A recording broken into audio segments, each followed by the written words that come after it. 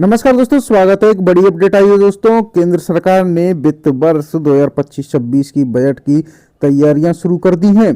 क्या 8वें पे पेंशन की बात रखी गई है इसमें, या फिर डीए में कितना बदलाव आएगा, पूरी अपडेट आपको बता देते हैं दोस्तों। डीए डीआर में क्या बदलाव आएगा, 8वें पे कमीशन आयोग आएगा या नहीं, कितना क्या आएगा, पूरी अपडेट आपको मिल जाएगी इस वीडियो में। तो दोस्तों हमारे चैनल को सब्सक्राइब जरूर करें, वीडियो में बने रहें ऐसे ही।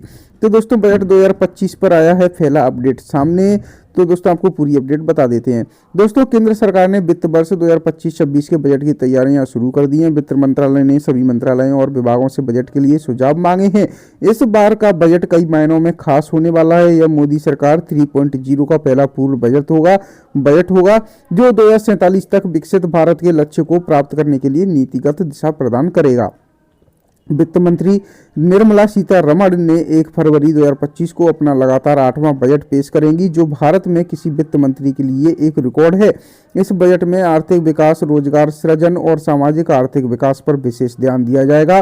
साथ ही सरकारी कर्मचारियों के लिए डीए बढ़ोतरी और 8वें वेतन आयोग की घोषणा भी हो सकती है। बजट 2025-26 ओवरव्यू क्या रहेगा आपको बता दूं दोस्तों। तो विवरण रहे इसकी। बजट पेश करने की तारीख रहेगी 1 फरवरी 2025। वित्त मंत्री निर्मला सीतारमण रहेंगी। बजट का प्रकार रहेगा पूर्ण बजट रहेगा। मुख्य फोकस आर्थिक विकास, रोजगार सृजन, सामाजिक आर्थिक विकास पर किया जाएगा।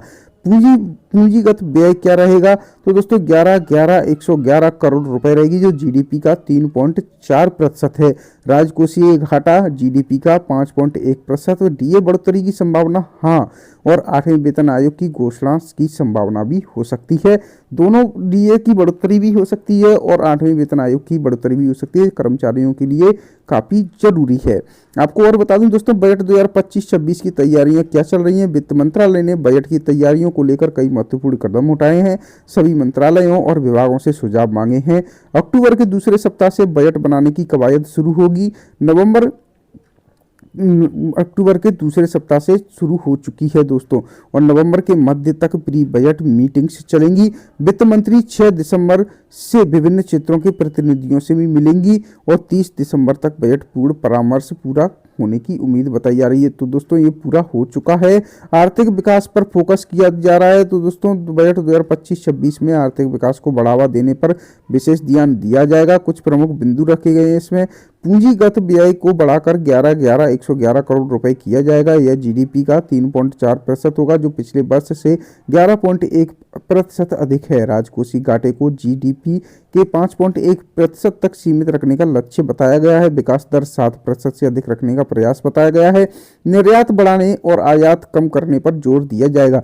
रोजगार सृजन की योजनाएं क्या रहेंगी दोस्तों, तो सरकार रोजगार सृजन को बढ़ावा देने के लिए कई नई योजनाओं की घोषणा कर सकती है।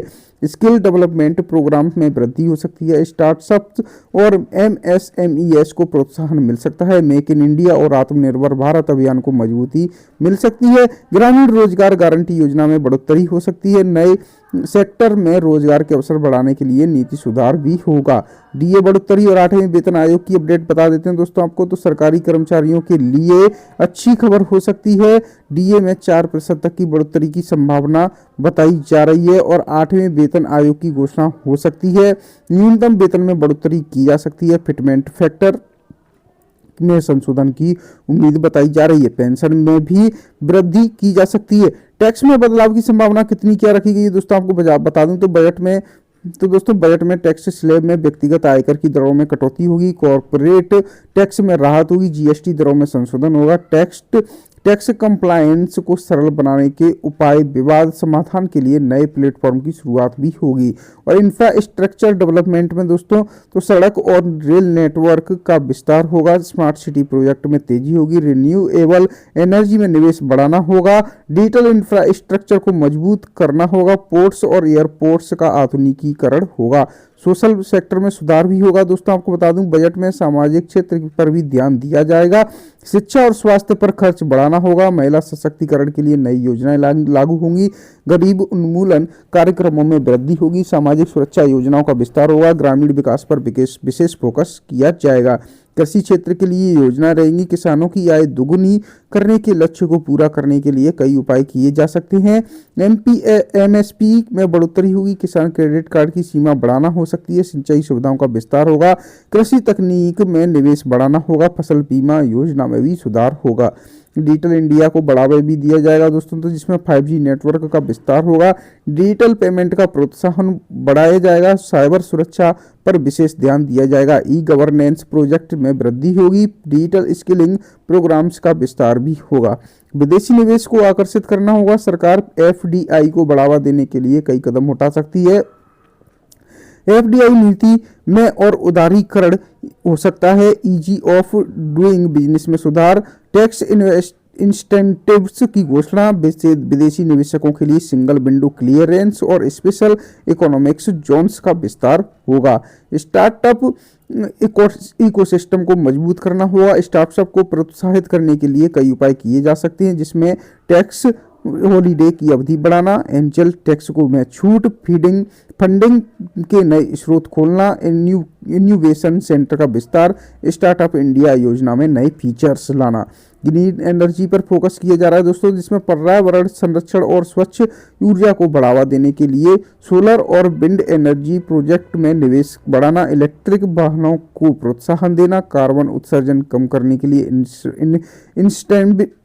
इंस्टेबिलिटीज और ग्रीन हाइड्रोजन मिशन को गति देना, पर्यावरण अनुकूल तकनीकों में R&D को बढ़ावा भी देना हो सकता है। डिफेंस सेक्टर में आत्मनिर्भरता रहेगी। रक्षा क्षेत्र में आत्मनिर्भरता को बढ़ाने के लिए make in India defence project में वृद्धि होगी।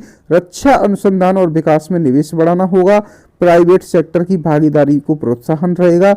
रक्षा निर्यात बढ़ाने के लिए नीतिगत सुधार भी होंगे। आर्टिफिशियल इंटेलिजेंस और रोबोटिक्स में भी निवेश रहेगा। हेल्थ केयर सिस्टम को मजबूत करना होगा, जिसमें स्वास्थ्य सेवाओं में सुधार के लिए आयुष्मान भारत योजना का विस्तार होगा। मेडिकल इंफ्रास्ट्रक्चर में निवेश बढ़ाना होगा। टेलीमेडिसिन सुविधाओं का विस्तार होगा। फार्मास्यूटिकल R&D को प्रोत्साहन होगा। हेल्थ इंश्योरेंस कवरेज भी बढ़ेगा। एजुकेशन सेक्टर में सुधार के लिए दोस्तों शिक्षा क्षेत्र को मजबूत करने के लिए नई शिक्षा नीति के कार्यान्वयन में तेजी लानी होगी। डिजिटल लर्निंग प्लेटफॉर्म का विस्तार, स्किल डेवलपमेंट प्रोग्राम में वृद्धि, हायर एजुकेशन में R&D को बढ़ावा और एजुकेशन लोन की सुविधाओं में विस्तार होगा। तो दोस्तों काफी जगह पर ये विस्तार रहेगा। और 8वें पेंशन आयोग यानी वेतनमान आयोग की भी बात इसमें रखी गई है। बजट में और DA और DR की भी बात रखी गई है। तो दोस्तों 1 फरवरी को पता चल जाएगा बजट में क्या क्या आने वाला है।